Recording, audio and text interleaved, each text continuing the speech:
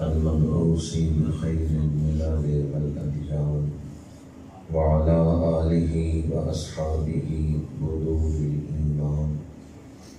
أما بعد فأعوذ بالله من الشيطان الرجيم. بسم الله الرحمن الرحيم.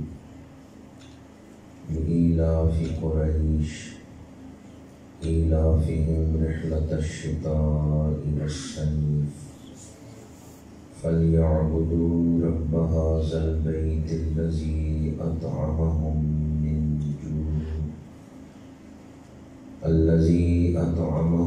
من جوع وآمنهم من خوف. صدق الله مولانا العظيم. قال رسول الله صلى الله عليه وآله وسلم والذي نفسي بيده لتأمرن بالمعروف وتنهون عن المنكر وليوشكن الله أن يبعث عليكم عذابا من عنده ثم لتدعنه ولا يستجاب لكم أو كما قال عليه الصلاة والسلام.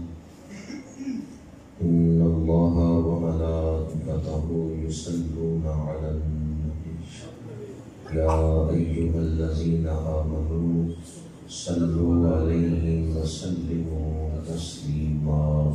الصلاة والسلام عليك يا رسول الله وعلى آلك الصلاة والسلام عليك يا رسول الله وعلى آلك وأصحابك يا نبي الله.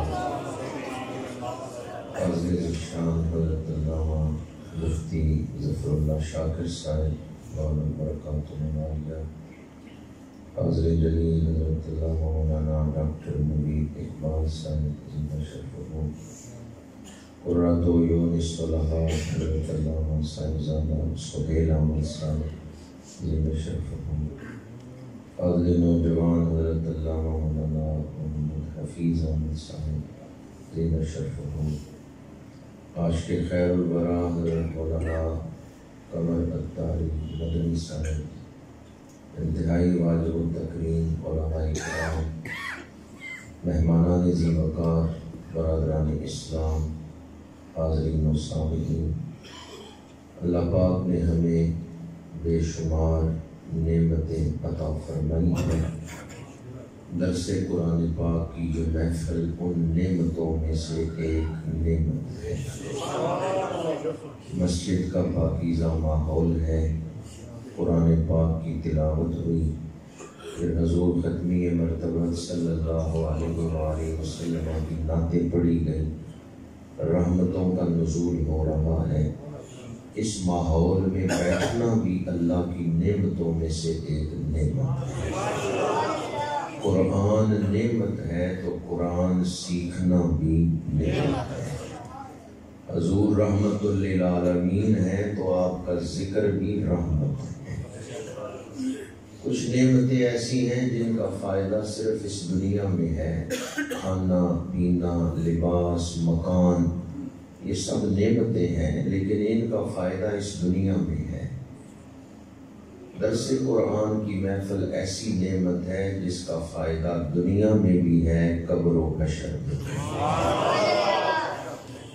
مسند امام احمد میں حدیث پاک ہے، من استمع آیۃ من آیات القرآن، جس نے قرآن کی آیتوں میں سے ایک آیت بھی شوق سے سنی ہے، اس کی قبر میں اندھیرا نہیں۔ جب اس کی قبر میں روشنی پھیلے گی، وہ شخص فرشتوں سے پوچھے گا یہ نور کہاں سے آ رہا ہے؟ فرشتے کہیں گے فلاں محفل میں تو نے قرآن کی ایک آیت سنی تھی، اللہ نے تیری قبر کو روشن کیا۔ لیکن حدیث پاک کے الفاظ قابل غور ہیں، من سامعہ کے الفاظ نہیں ہیں، من استامعہ کے الفاظ ہیں۔ ایک ہے صرف سننا، ایک ہے شوق سے سننا، دھیان سے سننا۔ باب بدل گیا ہے تو معنی کے اندر جو ہے وہ اس باب کا بھی خیال رکھا جاتا ہے۔ اذا قرئ القرآن فاستمعوا لہ، فاسمعوا کے الفاظ نہیں، فاستمعوا لہ، جب قرآن پڑھا جائے تو غور سے سنو، دھیان سے سنو، شوق سے سنو۔ تو جو شوق سے قرآن سنتا ہے اس پر اللہ رحمت نازل، سبحان اللہ، انصتوا لہ لعلکم ترحمون۔ اذا قرئ القرآن فاستمعوا لہ وانصتوا لعلکم ترحمون، جب قرآن پڑھا جائے تو غور سے سنو اور خاموش رہو تاکہ تم پر رحمتوں کا نزول۔ اس سے پتہ چلتا ہے کہ شوق سے قرآن سننا بھی رحمتیں حاصل کرنے کا باعث ہے۔ درس قرآن پاک کی یہ محفل ہمارے لیے اللہ کی ایک نعمت ہے، اللہ تعالی ہمیں اس کی قدر کی توفیق عطا۔ ایسے واقعات پیش آئے ہیں جنہوں نے پاکستانی قوم کو ہلا کے رکھ دیا ہے۔ اس وقت بے یقینی کی ایک کیفیت ہے۔ خیبر پختونخوا ضلع کوہاٹ میں تاندا ڈیم میں کشتی الٹ گئی اور 52 بچے اچانک ڈوب گئے۔ وہ جو پکنک منانے گئے تھے ان کی لاشیں گھر آئیں۔ لسبیلا میں بس الٹ گئی، بس کھائی میں گر گئی، آگ لگ گئی، 42 مسافر جل گئے، لاشیں مسخ ہو گئی، وارثوں کے لیے پہچاننا مشکل، ڈی این اے ٹیسٹ کے ذریعے لاشیں سپرد کی گئی۔ اور تیسرا واقعہ جو پشاور میں پیش آیا، پولیس لائن میں خودکش دھماکہ ہوا، 100 سے زیادہ کڑیل جوان اچانک خون میں لت پت ہو گئے، کٹے پھٹے جسم پڑے ہوئے۔ ان 3 واقعات میں 200 سے زیادہ افراد اچانک خون میں لت پت ہو گئے۔ ایک طرف یہ حادثات پیش آ رہے ہیں اور دوسری طرف ملکی معاشی صورتحال ایسی ہے کہ پاکستان دن بدن معاشی اعتبار سے پریشان کن حالات میں مبتلا ہو رہا ہے۔ ہوش ربا مہنگائی نہیں ہے، قیامت خیز مہنگائی ہے۔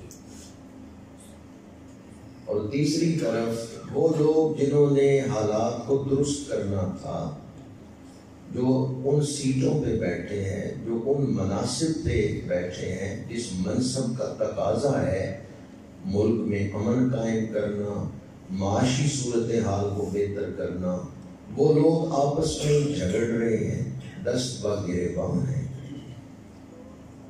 سیاسی بحران ہے، کئی صوبوں میں حکومتیں ٹوٹ چکی ہیں، نگران حکومتیں۔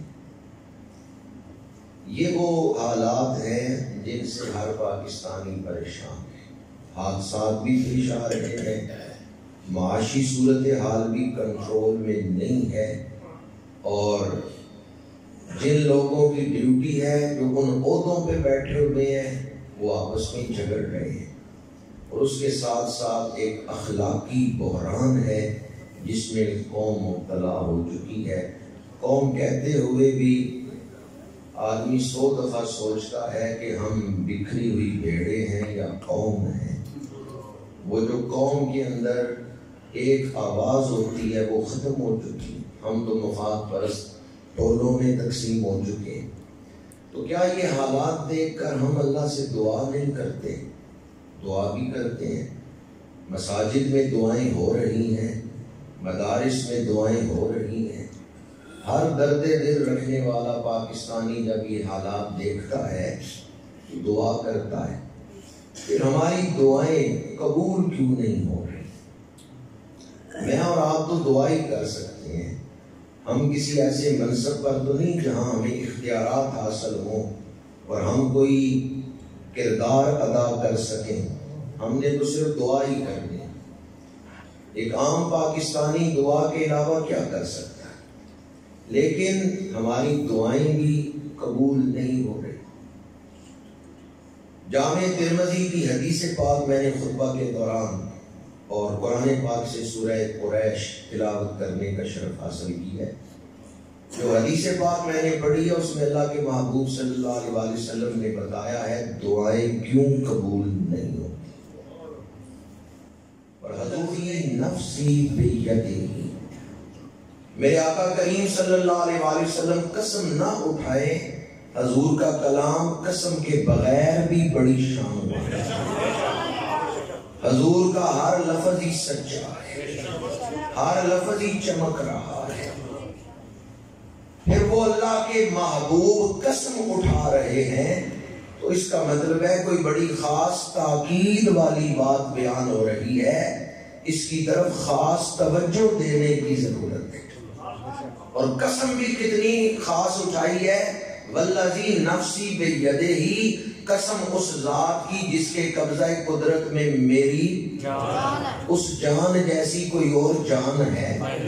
مصطفیٰ جان رحمت بے اس صورت نو میں جان آکھاں کہ جانے جہان آکھاں. وہ جو بے مثل جان ہے اس کا ذکر اس قسم میں ہے. قسم اللہ کی اٹھائی ہے لیکن اپنی جان کا ذکر بھی قسم میں کیا ہے، اس ذات کی قسم جس کے قبضہ قدرت میں میری جان ہے. لَتَأْمُرُنَّ بِالْمَعْرُوفِ، تم ضرور بھی ضرور نیکی کا حکم دو گے، وَتَنْهُنَّ عَنِ الْمُنْكَرِ، اور برائی سے روکو گے. جب تم نیکی کا حکم دو گے، برائی سے روکو گے، اللہ کی مدد شامل حال ہوگی، تائید ایزدی شامل حال ہوگی، تمہاری دعائیں قبول ہوں گی. اور لَيُوشِكُنَّ اللَّهُ أَن يَبْعَثَ عَلَيْكُمْ عَذَابًا مِّنْ عِندِهِ، فرمایا جب تم نیکی کی دعوت اور برائی سے روکنا چھوڑ دو گے پھر اللہ اپنی بارگاہ سے ایسا عذاب نازل کرے گا.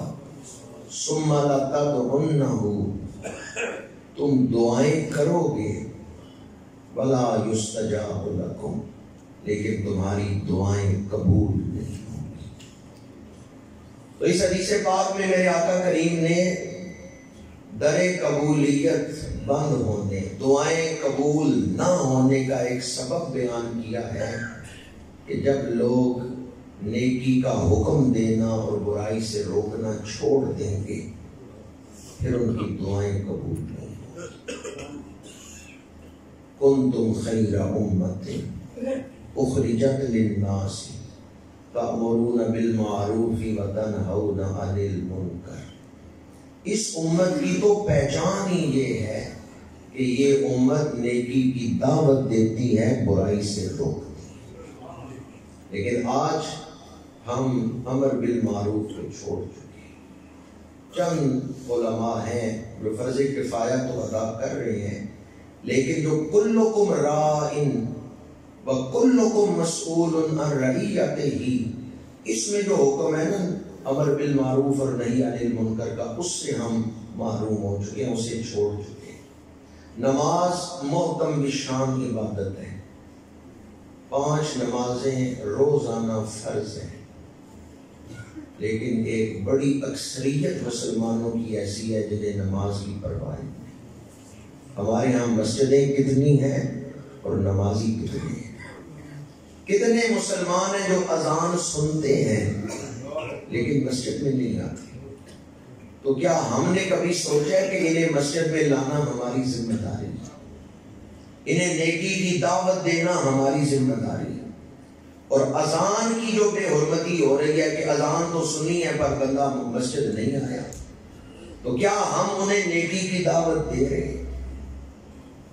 یا ہم نے اس صورتحال کو قبول کر لیا کہ ٹھیک ہے اذانیں ہوتی رہیں، ہم نے تو اپنے کام ہی کرنے. کالجوں میں یونیورسٹیوں میں جوان بچے بچیاں اکٹھے بیٹھ کے پڑھ رہے ہیں. یقین آئے تو کل یونیورسٹی جا کے دیکھ، کیا شریعت اس کی اجازت دیتی ہے؟ لیکن ہم نے قبول کر لیا، ہم نے کہا ٹھیک ہے ہم نہیں روکیں گے. جوان بچے بچیاں کالجوں میں یونیورسٹیوں میں اکٹھے بیٹھے ہیں، شریعت کے توہین ہو رہی ہے، شریعت کا مذاق اڑایا جا رہا ہے، اور ہم نیکی کی دعوت نہیں دیتے، برائی سے روکتے تھے. ہم نے اس صورتحال کو ذہنی طور پہ قبول کر لیا. نمازیں ضائع ہو رہی ہیں، ایک بڑی اکثریت نماز نہیں پڑھتی، ہمیں کوئی پرواہ نہیں۔ بے حیائی کا دورہ ہے، میرج ہالوں میں جا کے دیکھ لیں، ہمیں کوئی پرواہ نہیں۔ یہ میں نے صرف 2 مثالیں دی ہیں، ورنہ اور کتنے معاملات ایسے ہیں جن میں اکثریت شریعت مطہرہ پر عمل نہیں کر رہی اور ہم انہیں نیکی کی دعوت بھی نہیں دیتے، برائی سے روکتے بھی نہیں۔ میرے آقا کریم نے فرمایا دعائیں قبول نہ ہونے کا ایک سبب یہ ہوگا ثم لتدعونہ ولا یستجاب لکم، جب تم امر بالمعروف اور نہی عن المنکر چھوڑ دو گے دعائیں قبول نہیں ہوگی۔ چلیں آپ معاشرے کی فکر نہ کریں، کم از کم اپنا ارادہ کریں کہ میرے گھر میں جو لوگ رہتے ہیں وہ نماز پڑھیں، میرے گھر میں دین کی حکمرانی ہوگی۔ چلے میں یہ نہیں کہتا کہ آپ معاشرے میں نکلیں، کم از کم اپنے گھر میں تو شریعت کی حکمرانی قائم کریں، اپنے گھر سے تو دین کو نہ نکالیں۔ ہم یہ چاہتے ہیں کہ ہمیں کرنا کچھ نہ پڑے اور اللہ کی مدد شامل حال ہو جائے۔ اللہ مدد کرے گا، پر قرآن کہتا ہے ان تنصروا اللہ ینصرکم، اگر تم اللہ کے دین کی مدد کرو گے اللہ تمہاری مدد کرے گا۔ میں آپ کو ایک ایسی حدیث سنا رہا ہوں، ادھر دعا کرنے والے دعا کر رہے ہیں، ادھر ان کی دعا فوراً قبول بھی ہو رہی ہے۔ یہ حدیث پاک بخاری شریف میں ہے۔ 3 مسافر سفر کر رہے ہیں، طوفان آیا، غار میں پناہ لی، بڑی چٹان لڑکتی ہوئی آئی، غار کے دہانے پہ گری، غار کا دروازہ بند ہو گیا، چٹان بڑی تھی، ان تینوں مسافروں نے مل کے زور لگایا، پتھر کو ہٹا نہیں سکے۔ تو کیا وہ مایوس ہو کے بیٹھ گئے کہ اب موت کا انتظار کریں؟ ہم کر تو کوئی سکتے نہیں، زور لگایا ہے چٹان کو ہلا نہیں سکے، کیا وہ مایوس ہو کے بیٹھ گئے؟ جب اسباب ختم ہو گئے پھر بھی وہ مایوس نہیں ہوئے، انہوں نے اپنے رب سے مدد مانگی، دعا کے لیے ہاتھ پھیلائے۔ مومن کبھی مایوس نہیں ہوتا۔ تو خشکی تری پہ قادر ہے، آسان میری مشکل کر دے، ساحل کی طرف کشتی نہ سہی کشتی کی طرف ساحل کر۔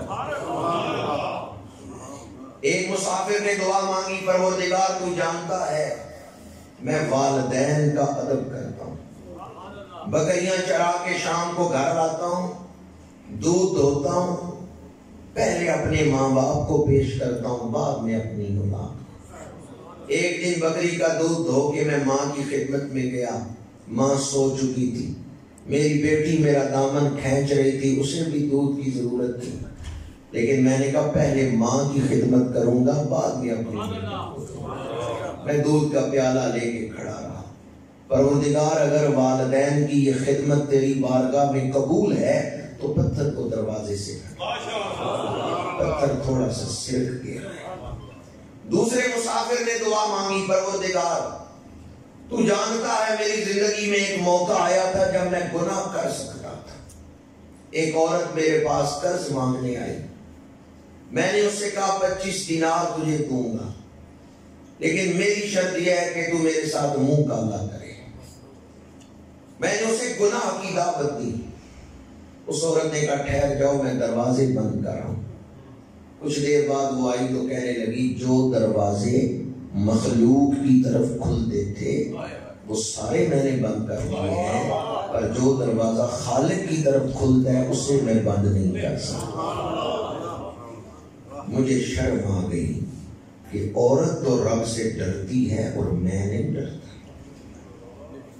میں نے 25 دینار اسے دے دی اور کہا یہاں سے نکل جا۔ میں نے اس سے منہ پھیر لیا۔ پروردگار میں گناہ کرنے پر قادر تھا، موقع تھا گناہ کا، لیکن محض تیری رضا کے لیے میں نے گناہ نہیں کیا۔ تیرا ڈر میرے دل میں پیدا کیا۔ اگر میرا یہ عمل تیری بارگاہ میں قبول ہے تو پتھر کو دروازے سے ہٹا دے۔ پتھر اور سے رکھ دیا۔ تیسرے مسافر نے دعا مانگی، پروردگار تو جانتا ہے میں دیانتدار ہوں، میں خیانت نہیں کرتا۔ ایک مزدور کی مزدوری میرے پاس تھی، وہ مزدوری لینے نہیں آیا، میں نے اس کے پیسوں سے ایک بکری خرید لی۔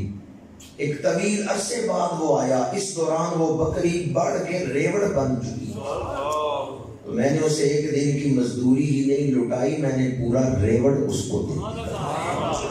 اس نے حیران ہو کے تعجب سے کہا کہ میری تو ایک دن کی مزدوری تھی، یہ تو اتنا بڑا ریوڑ ہے۔ میں نے کہا یہ تیری اس ایک دن کی مزدوری کی ہی برکت ہے، میں چاہتا تو ریوڑ اپنے پاس رکھ سکتا تھا، لیکن محض تیرے ڈر سے میں نے وہ سارا ریوڑ اس مزدور کو دے دیا۔ پتھر سارا ہی دروازے سے، ادھر وہ دعا کر رہے ہیں، ادھر دعا قبول ہو رہی ہے۔ ایک تو اس حدیث سے پتا چلا اسباب نہ بھی ہوں مومن کبھی مایوس نہیں ہوتا، اور دوسرا رب کی بارگاہ میں دعا کرنے سے پہلے اپنا کوئی عمل پیش کرے، میں آپ پہ بیٹھ کے اپنی کوئی نیکی پیش کرے رب کی بارگاہ، یا اللہ فلاں عمل میں تیری رضا کے لیے، یا اللہ میرے ملک پہ آئی ہوئی بلا کو ٹال۔ کتنے عرصے سے ہم ان حالات کو دیکھ رہے ہیں، دعائیں بھی کر رہے ہیں، اور میں تو کہتا ہوں حضرت سلطان محمود غزنوی رحمۃ اللہ علیہ نے ایک درویش کا جبہ پیش کر کے دعا مانگی، سومنات فتح۔ اور ہم 40 لاکھ حاجی دعا کرتے ہیں کشمیر آزاد ہو جائے، وہ نہیں ہو رہا، فلسطین آزاد ہو جائے، وہ نہیں۔ 40 لاکھ حاجی، 35 لاکھ حاجی دعا کر رہے ہیں، ادھر ایک درویش کا جبہ۔ حضرت ابو الحسن خرقانی رحمت اللہ تعالی علیہ خود بھی دعا نہیں کر رہے، صرف ان کا خرقہ جو ہے اسے ہاتھ میں لے کے محمود غزنوی دعا کر رہا ہے، اللہ سومنات پر فتح عطا فرمائے۔ اگر کوئی صاحب کردار ہو وہ دعا کے لیے ہاتھ پھیلائے، یا کسی صاحب کردار کی نسبت والی چیز کو وسیلہ بنا کے دعا مانگے، رب دعا کو قبول فرمائے۔ میری گفتگو سے اور کوئی پیغام آپ کو یاد رہے نہ رہے، ایک بات ہی جو اب تک میں نے عرض کی ہے، اللہ کا جو مقام ہے وہ مقام اپنے ذہن میں رب کو دے دیں، کل ہی دیکھیں آپ کے حالات کیسے بدلیں۔ سمجھے میں کیا کہہ رہا ہوں؟ بخاری شریف کے پہلے باب میں حدیث ہے الدین النصیحہ، دین خیر خواہی کا نام ہے۔ شارحین نے لکھا النصیحہ سے کیا مراد ہے؟ جو اللہ کا مقام ہے وہ اللہ کو دو، جو رسول کا مقام ہے وہ رسول کو دو، جو نسبت رسول کا احترام ہے وہ احترام قائم کرو، جو والدین کا حق ہے وہ والدین کو دو، جو مسجد کا حق ہے وہ مسجد کو دو، جو قرآن کا مقام ہے وہ قرآن کو دو، ہر حقدار کو اس کا حق دو۔ یہ ہے الدین النصیحہ۔ جو اللہ کا مقام ہے اپنے ذہن میں اللہ کو وہ مقام دے دے، پھر دیکھیں کیسے حالات بدلتے ہیں۔ اور اللہ کا مقام کیا ہے؟ وہ ہمارا خالق ہے، وہ ہمارا مالک ہے، اسی کے حکم سے زندگی ملی، اسی کی طرف واپس لوٹ کے جانا ہے۔ اللہ کا مقام کیا ہے؟ حضور حیدر کرار شیر خدا مولا علی کرم اللہ تعالی وجہہ الکریم، آپ فرماتے ہیں پاک ہے وہ ذات جس نے چربی کو دیکھنے کی طاقت عطا کر دی، جس نے ہڈی کو سننے کی طاقت عطا کر دی ہے، اور جس نے گوشت کے لوتھڑے کو بولنے کی طاقت عطا کر دی۔ آنکھ دیکھ رہی ہے، زبان بول رہی ہے، یا کان سن رہے ہیں، تو امر اللہ کا ہی چل رہا ہے۔ اور اللہ کو ماننے سے کم از کم اتنا اثر تو طبیعت پہ ہو، ماننے کا اثر اتنا تو طبیعت پہ ہو کہ بندہ حلال اور حرام میں فرق۔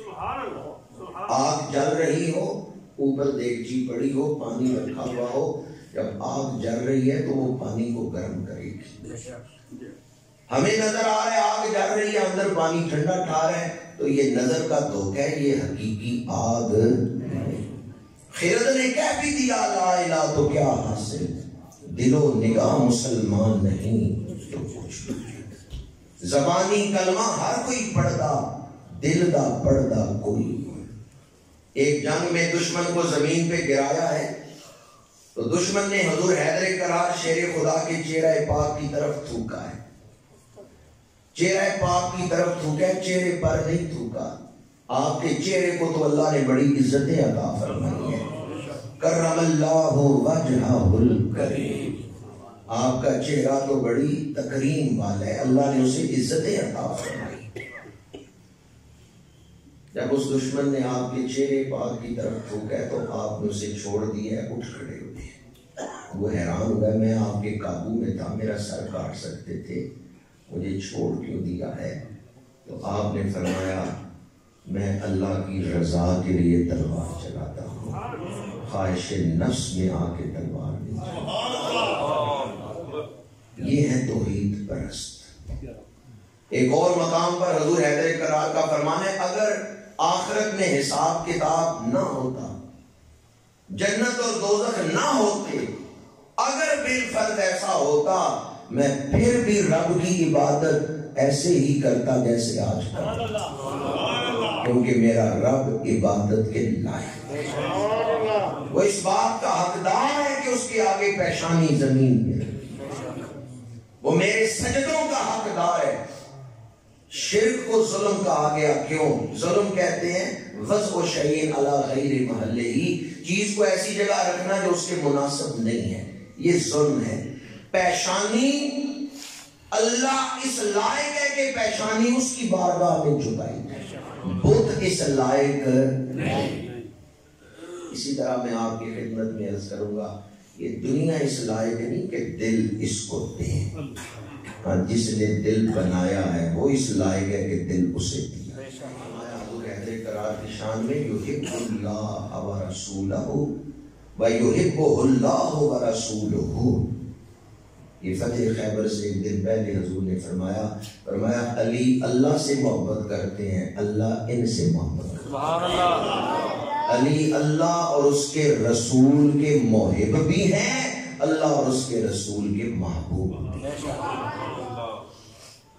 دعا کے مضمون سے میں نے گفتگو شروع کی اور یہاں تک گفتگو پہنچی کہ جو اللہ کا مقام ہے وہ اپنے ذہن میں اللہ کو دے دیں، آپ کی سیرت بھی بدل جائے گی، معاشرہ بھی بدل جائے گا۔ جو رسول کا مقام ہے وہ رسول کو دے دیں، جو نسبت رسول کا احترام ہے اسے قائم کریں۔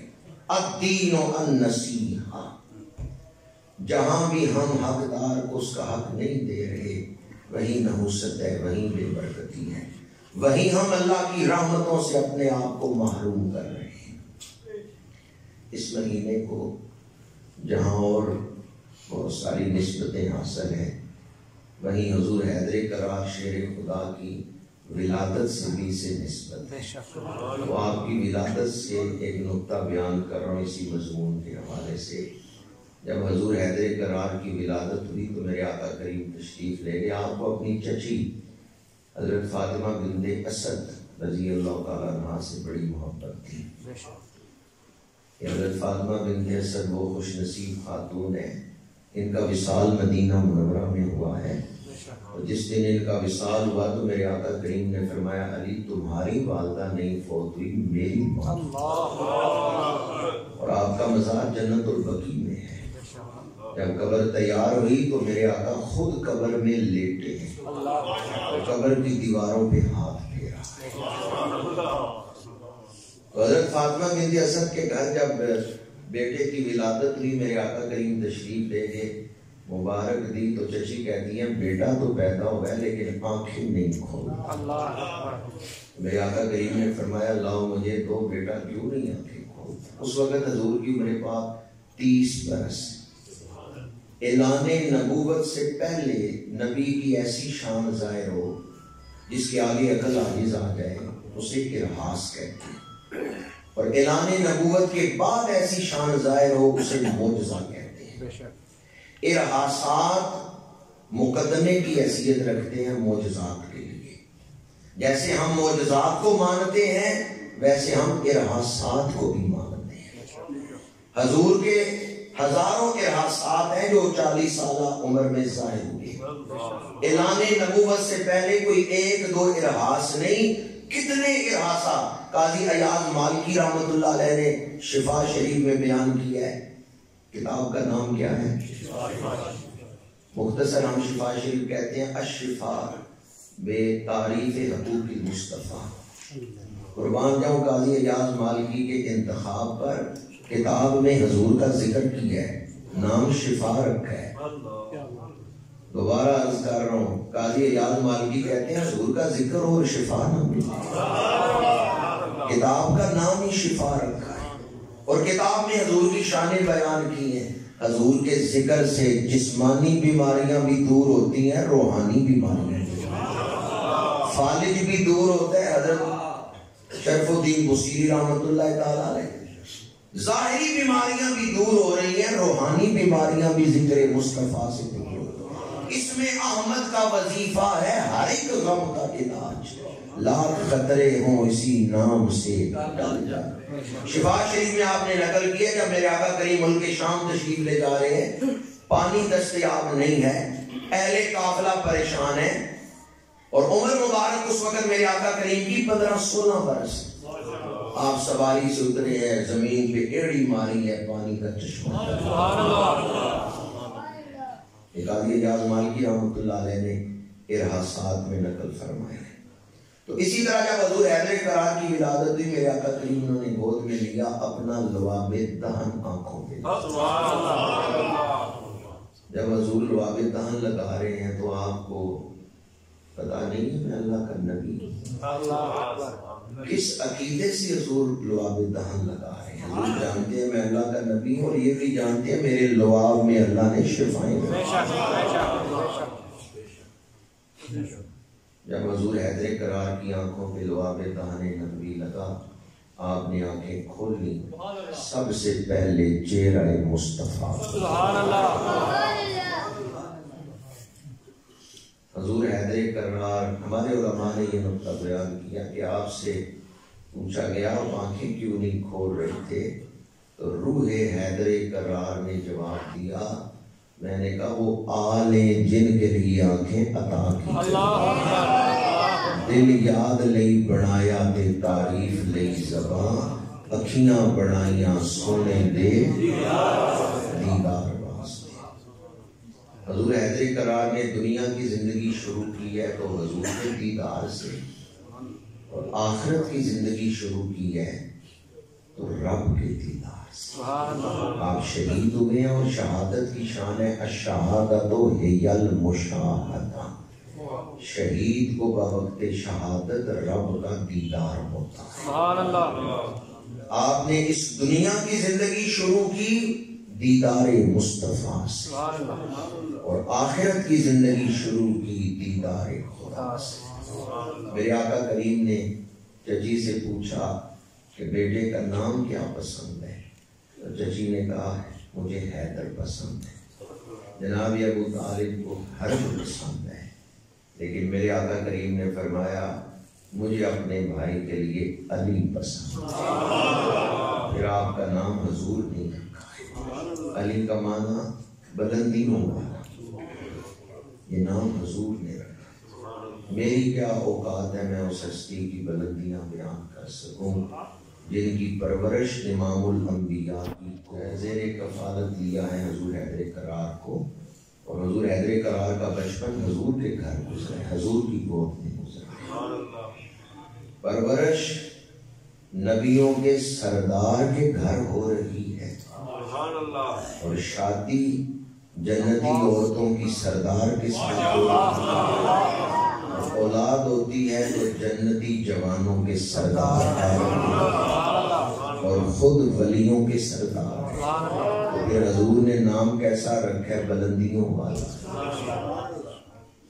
امام الانبیاء کے گھر پرورش ہوئی ہے، جنتی عورتوں کی سردار نکاح میں آ رہی ہیں، اور اولاد ہوتی ہے تو سیدہ شباب اہل الجنہ، دو بیٹے جنتی جوانوں کے سردار ہیں اور خود سید الاولیاء۔ نعرہ تکبیر، نعرہ رسالت، نعرہ تحقیق، نعرہ حیدری، خدمت شان اہل بیت۔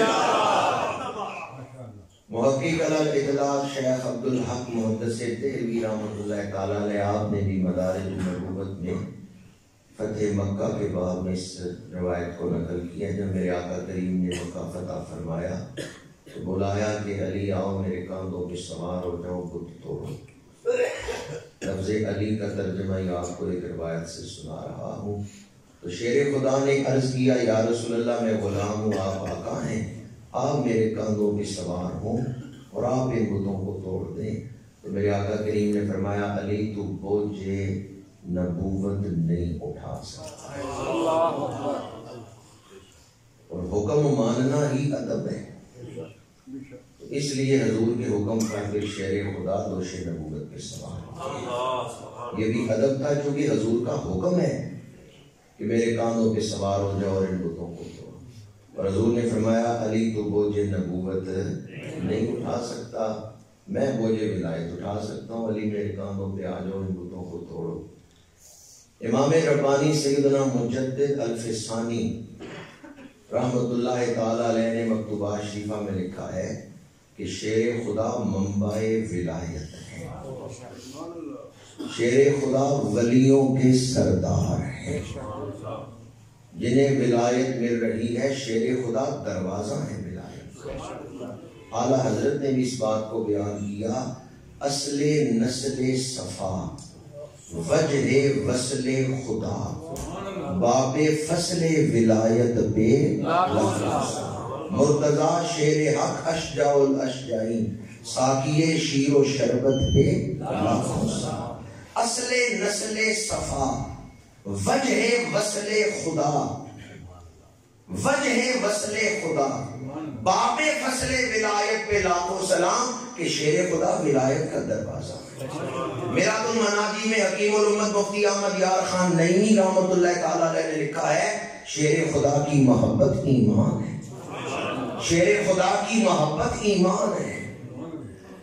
امام ربانی سیدنا مجدد الفسانی رحمت اللہ تعالیٰ علیہ نے ایک مکتوب مبارک میں لکھا ہے کہ اہل بیت کی محبت کا حسن خاتمہ میں بڑا عمل دخل ہے، جو اہل بیت سے سچی محبت کرتا ہے مرتے دم اس کی زبان پہ کلمہ جاری ہو کہ بنی فاطمہ کہ بر قول ایمان کنی فاطمہ، اگر دعوتم رد کنی ور قبول منو دست و دامانے امام ربانی فرماتے ہیں حضور شیر خدا، چونکہ اس مکتوب مبارک پر بہت سارے خطابات ہوئے ہیں اور لوگوں نے دوسرا مکتوب نہیں بیان کیے، اس لیے میں یہ آپ کے سامنے ذکر کر رہا ہوں۔ امام ربانی نے فرمایا ہے شیر خدا منبع ولایت ہے، سرچشمہ ولایت ہے، آپ ولیوں کے سردار ہیں۔ لیکن اسی مکتوب میں آغاز میں آپ نے لکھا ہے کہ قرب خدا کے دو راستے ہیں، ایک ہے ولایت ملتی ہے بطریق نبوت، ایک ہے بطریق ولایت۔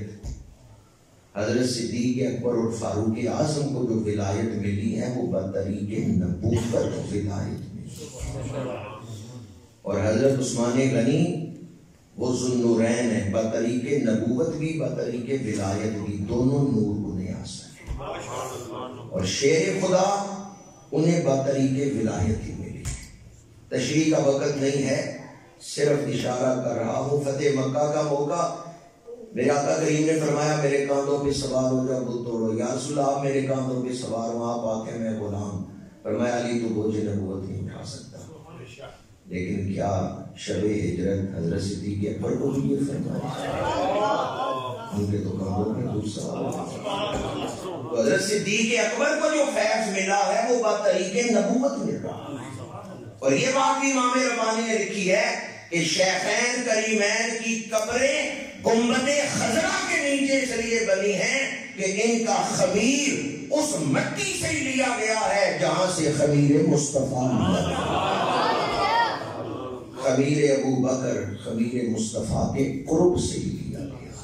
ہر صحابی نبی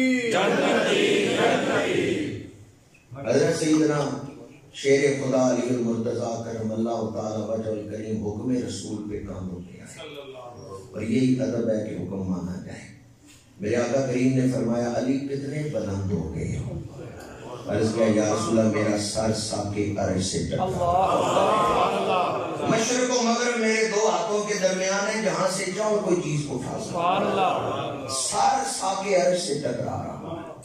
دوش نبوت پہ اٹھائے گئے ہیں تو کتنے بلند ہوئے ہوں گے. بت توڑ کے دوش نبوت سے اترے ہیں تو مولا علی مسکرا رہے ہیں. میرے آقا کریم نے فرمایا علی مسکرا کیوں رہے ہو؟ یا رسول اللہ میں اتنی بلندی سے نیچے آیا ہوں مجھے چوٹ نہیں لگی. میرے آقا کریم نے فرمایا جنہیں اٹھانے والے محمد ہوں اتارنے والا جبریل ہو, چوٹ کیسے آ سکتی؟ حضور فرما کے آگے چلے. اب جہاں حضور کے قدمین لگے تھے جب آپ کو کانڈوں پہ اٹھائے تو جہاں حضور کے قدموں کا نشان تھا مولا علی نے وہاں سجدہ کیا. اللہ اکبر. سجدہ خدا کو ہی کیا ہے, پر وہ جگہ کیوں منتخب کی؟ تاکہ دنیا کو پتا چل جائے علی اتنے بلند ہو جائیں کہ ان کا سر ساکے عرش سے ٹکرانے لگے, علی پھر بھی حضور کے قدموں سے دور نہیں ہو. علی پھر بھی حضور کے قدموں کو چھوڑنے والے. اس لیے ہمارے علماء کہتے ہیں جسے جو ملا ہے بارگاہ مصطفیٰ, حضور مرکز محبت, حضور مرکز ایمان, حضور مرکز درجات, حضور مرکز عطا, جسے جو مل رہا ہے بارگاہ مصطفیٰ سے مل رہا ہے. مولا علی انتہائی بلندیوں تک گئے ہیں, پر جب دوش نبوت سے اترے ہیں جہاں حضور کے قدم تھے وہاں پیشانی کو رکھا. سجدہ خدا کو ہی کیا ہے, پر دنیا کو ادب سکھایا ہے. میں اتنی بلندیوں پہ جا کے بھی حضور کے قدموں پر ہی اپنی پیشانی رکھتا. حضور کے صحابہ نے ہی امت کو ادب سکھایا. صدیق اکبر خلیفہ بنے ہیں, نماز پڑھانے کا وقت آیا, مصلی کی اس جگہ کھڑے ہوئے ہیں جہاں حضور کے قدم تھے. مصلی اتنا پیچھے کر کے بچھایا ہے, اور جہاں حضور سجدہ کرتے تھے وہاں حضرت صدیق اکبر نے دیوار بنوا دی. 1400 سال ہو گئے, بڑے حکمران بدلے ہیں, پر کسی نے بھی وہ دیوار نہیں گرائی. اسے اور موٹا کیا ہے لیکن اس دیوار کو گرایا نہیں ہے, کیونکہ حضرت صدیق اکبر نے دیوار اس لیے بنوائی تھی مبادا کسی کا پیر نہ جہاں پائے جہاں حضور نے سجدہ کیا. اور جہاں حضور کے قدمین شریفین لگے ہیں وہاں صدیق اکبر اپنی پیشانی رکھ رہے ہیں. پھر جتنے امام آتے گئے وہ حضور کے نشانے قدم پر ہی اپنا سر رکھتے گئے. صحابہ کرام حضور کے دیوانے بھی ہیں اور معلم عشق بھی ہیں. انہوں نے امت کو ادب سکھایا ہے. جو نقوش پا انہوں نے ادب رسول میں قائم کیے ہیں ان تک پہنچنا ہی امت کی معراج ہے. مولا علی شیر خدا کرم اللہ تعالی وجہ الکریم کا نام حضور نے کیا رکھا؟ علی, بلندیوں والے. اور آپ کتنی بلندیوں والے ہیں.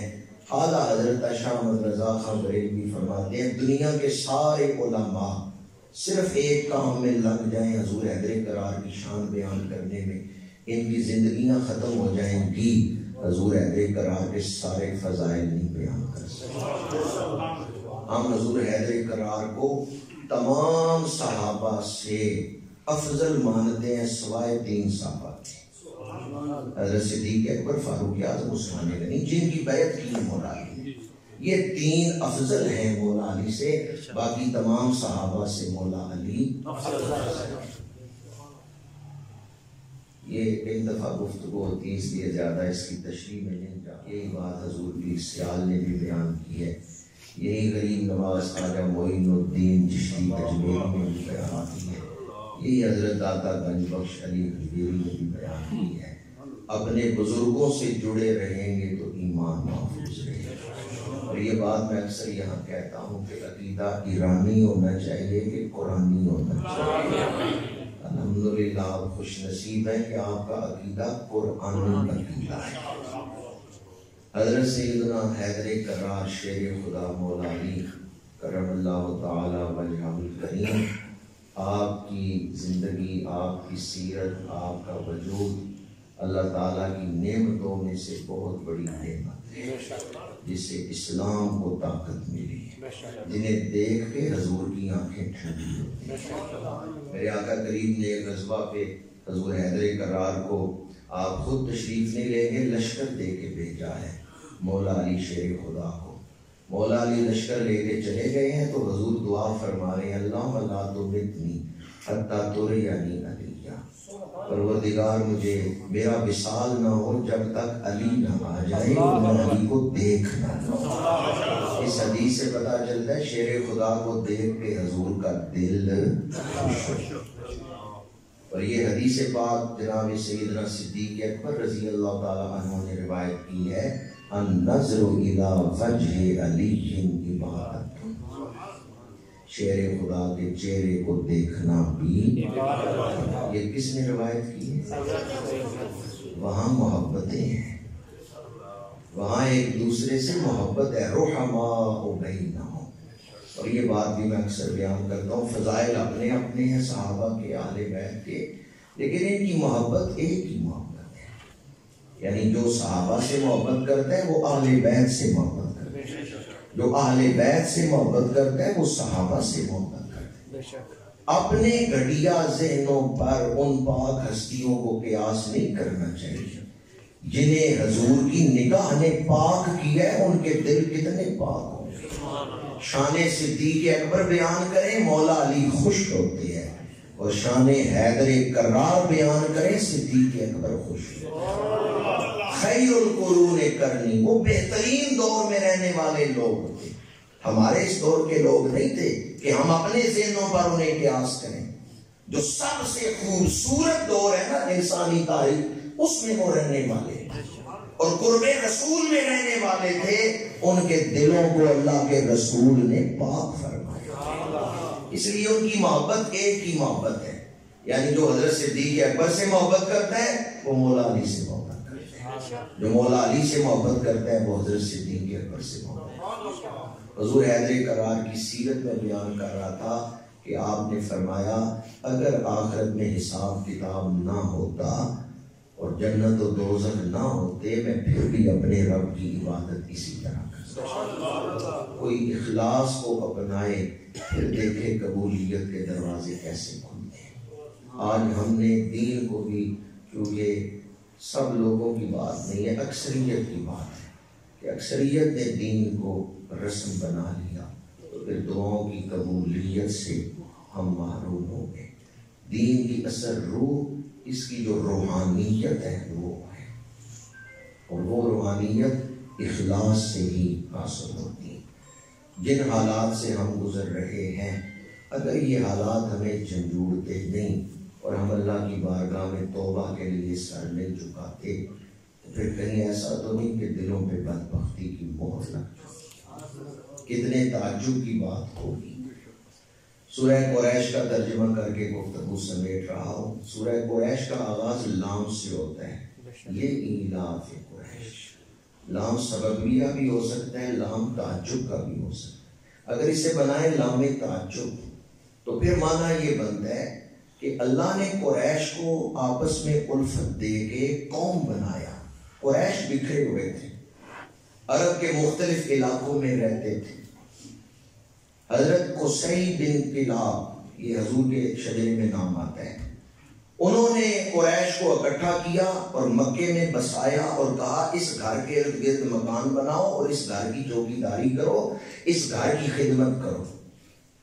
بیت اللہ کی خدمت کے لیے قریش کو مکے میں اکٹھا کیا، عرب کے مختلف علاقوں سے بلا کر۔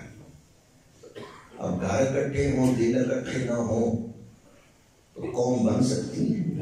قوم اسی وقت بنتی ہے جب گھر اکٹھے ہوں یا دل اکٹھے ہوں؟ دل اکٹھے ہوں۔ حضرت قصی بن کلاب نے اللہ سے دعا مانگی ہے، اللہ نے قریش کے دلوں میں ایک دوسرے کی الفت پیدا کر دی۔ اگر ایلاف کو سامعہ یسمعو سے معنی الفا یا الف الفن، تو اس کا معنی ہے الفت، ہم خیال ہو کے باہمی محبت کرنا۔ جب ایک نقطے پہ سارے لوگوں کا ذہن اکٹھا ہو جائے تو پھر ان کے دل میں الفت بھی پیدا ہو جاتی ہے، جب سب کا مقصد ایک بن جائے۔ حضرت قصی بن کلاب کی زبان میں اللہ نے ایسی تاثیر رکھی، انہوں نے قریش کو اکٹھا کیا تو سب کے دلوں میں اللہ نے الفت پیدا کر کے انہیں ایک قوم بنا دیا۔ یہاں یہ نقطہ بھی عرض کرنا چاہتا ہوں، اگر بھائی آپس میں جھگڑ رہے ہوں، دلوں میں ایک دوسرے کے لیے الفت نہ ہو تو اللہ ان سے ناراض ہے۔ اللہ جب کسی پہ راضی ہوتا ہے نا، باہمی الفت پیدا فرما دیتا ہے۔ یہ حدیث پاک ہے، فرمایا اللہ جس خاندان پہ کرم کرنا چاہتا ہے اس کے افراد کے دلوں میں باہمی محبت پیدا فرما دیتا ہے۔ اگر کسی کاغذ پہ لکھوا کے اپنے گھر لگا دینا یہ حدیث، تو انشاءاللہ طبیعتوں میں نرمی پیدا ہوتی ہے۔ ایسے گجرات میں میرے ایک دوست نے اسے پرنٹ کروایا اور سینکڑوں کی تعداد میں انہوں نے اس کو تقسیم کیا گھروں میں لگوانے کے لیے اسٹیکر بنوا کے۔ حدیث کیا ہے؟ میرے آقا کریم نے فرمایا اللہ جس خاندان پہ کرم کرنا چاہتا ہے اس کے افراد کے دلوں میں نرمی پیدا فرما دیتا ہے۔ پھر وہ ایک دوسرے کو برداشت کرتے ہیں، ایک دوسرے کا خیال رکھتے ہیں، چھوٹی چھوٹی باتوں پہ جھگڑتے نہیں، ایک دوسرے کے لیے نفع بخش بن جاتے ہیں۔ اللہ نے قریش کے دلوں میں باہمی محبت ڈال دی، پھر انہیں گرمی اور سردی کے موسم میں تجارتی سفر کرنے کی رغبت ان کے دلوں میں پیدا کر دی اور ان کا ایک رعب پورے عرب میں قائم کر دیا۔ پہلے ہے سورہ فیل، پھر ہے سورہ قریش۔ ابرہہ بادشاہ آیا لشکر لے کے مکے پر حملہ کرنے کے لیے، اللہ نے ابابیل بھیج کے ہاتھی مروا دیے۔ قریش کا رعب بن گیا پورے عرب پہ، کوئی ان کی طرف میلی آنکھ سے نہ دیکھنا، اللہ ان کی مدد کرتا ہے۔ سورہ فیل پہلے ہے یا سورہ قریش پہلے؟ سورہ فیل پہلے۔ وہ ہاتھیوں کا واقعہ پہلے بیان ہوا، ابابیلوں کا ذکر پہلے ہوا، قریش کا ذکر بعد میں آیا۔ مفسرین نے اس ترتیب سے یہ نقطہ بیان کیا ہے کہ کتنے تعجب کی بات ہے، اللہ نے تو قریش کو رعب عطا کیا، اللہ نے تو قریش کے دلوں میں باہمی محبت پیدا کر دی، انہیں قوم بنایا۔ اللہ نے گرمی اور سردی کے موسم میں تجارتی قافلوں کو امن عطا کیا۔ اہل قریش نکلتے تھے، کوئی ان پر حملہ نہیں کرتا تھا، لوگ ڈرتے تھے، اللہ ان کی مدد کرتا ہے، ان کے لیے راستے کھلے چھوڑ دو۔ اب کتنے تعجب کی بات ہے، اللہ نے انہیں قوم بھی بنایا، اللہ نے ان کو رعب بھی دیا، اللہ نے ان کو مال و دولت بھی دیا، اور یہ اللہ کو چھوڑ کے بتوں کے آگے سجدے کرتے۔ فَلْيَعْبُدُوا رَبَّ هَٰذَا الْبَيْتِ، انہیں چاہیے کہ اس گھر کے رب کی عبادت کریں جس گھر کے رب نے انہیں عزتیں عطا فرمائیں، اور ان کی عزتیں ہیں تو اس گھر کی وجہ سے۔ اپنے آپ کو قیاس اقوام مغرب پہ نہ کر، خاص ہے ترکیب میں قوم رسول ہاشم، ہمارا وقار ہے تو دین کی وجہ سے، اس امت کی عزت ہے تو رسول اللہ کی نسبت کی وجہ سے۔ در دل مسلم مقام مصطفیٰ، آبروئے ماں سے نام مصطفیٰ۔ میں پاکستان کے پس منظر میں بات کرنے لگا ہوں جہاں سے میں نے گفتگو شروع کی تھی۔ ہم بھی بکھرے ہوئے لوگ تھے، پنجابی، سندھی، بلوچی، پٹھان، بنگالی، یہ کوئی ایک قوم نہیں۔ ان کی زبانیں مختلف، ان کے لباس کے انداز مختلف، رسم و رواج مختلف، انہیں ایک قوم کس چیز نے بنایا ہے؟ لا الہ الا اللہ محمد رسول اللہ صلی اللہ علیہ وسلم۔ جب برصغیر تقسیم ہوا تو قانون یہ بنایا گیا تھا مسلم اکثریت والے علاقے پاکستان میں شامل ہوں، یہ ریٹن موجود تھا، مسلم اکثریت۔ تو ہمیں ایک قوم کس نے بنایا ہے؟ اسلام نے۔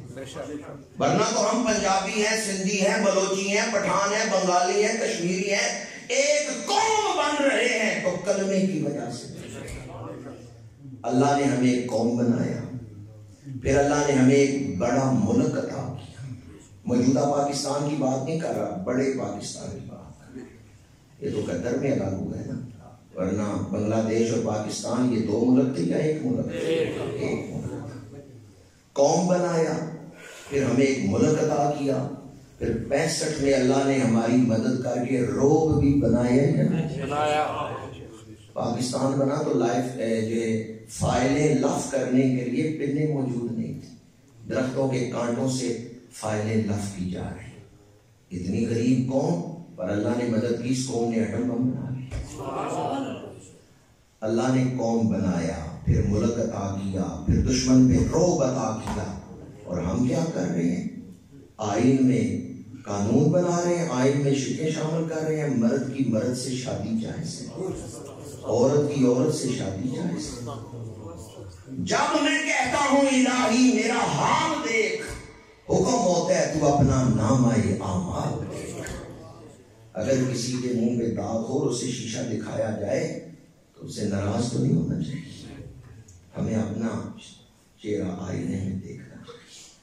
کتنے تعجب کی بات ہے، اس رب نے اتنے احسانات کیے اور ہم کہتے ہیں بس کلمہ ظاہری رسمن پڑھنا ہی کافی ہے، قانون اسلام کے خلاف بنا دے۔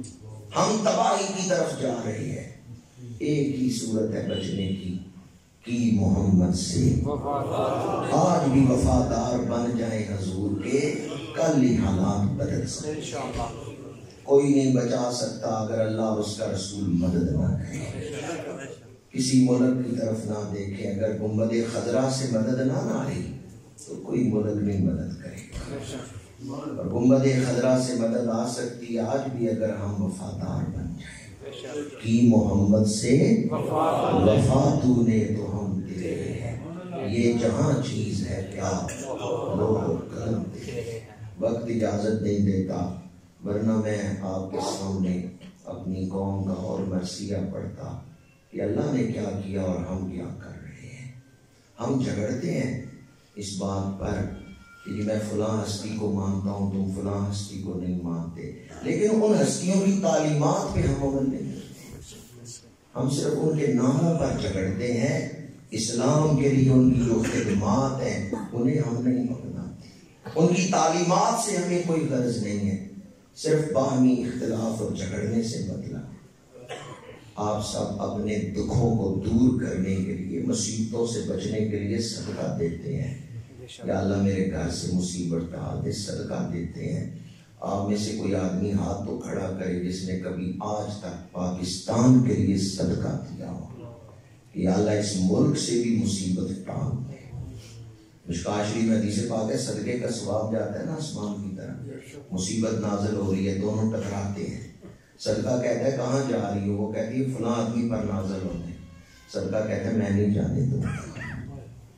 دونوں کی آپس میں بحث ہوتی ہے، میں حدیث سنا رہا ہوں، میرے آقا کریم فرماتے ہیں آخر میں صدقہ جیت جاتا ہے، وہ بلا کو نازل نہیں ہونے دیتا۔ اپنے گھر سے بلا کو ٹالنے کے لیے تو صدقہ دیتے ہیں، کل کوئی 50 روپے صدقہ دیں اس نیت سے، یا اللہ پاکستان پر جو بلائیں نازل ہو رہی ہیں ان سے نجات عطا فرمائے۔ دعا کریں اور دعا کے جو آداب ہیں انہیں اپنائیں۔ جن ہستیوں سے نسبت ہے ہماری ان کی تعلیمات کو اپنائیں، ہماری عزت دین کی وجہ سے ہے، دین کو اپنائیں، امر بالمعروف نہی عن المنکر کو اپنائیں۔ اور آخری بات میں نے عرض کی کہ اس ملک سے بلا کو ٹالنے کے لیے صدقہ دیں۔ 5 چیزیں میں نے عرض کی ہیں، اللہ تعالی ہمیں عمل کی توفیق عطا فرمائے۔ گفتگو میری تو مکمل ہو گئی، بلکہ کچھ وقت زیادہ میں نے آج بیان کیا، لیکن آج فروری کا درس قرآن ہے تو میں ایک دعوت دینا آپ کو اپنے لیے سعادت سمجھتا ہوں۔ آپ سب جانتے ہیں میرا تعلق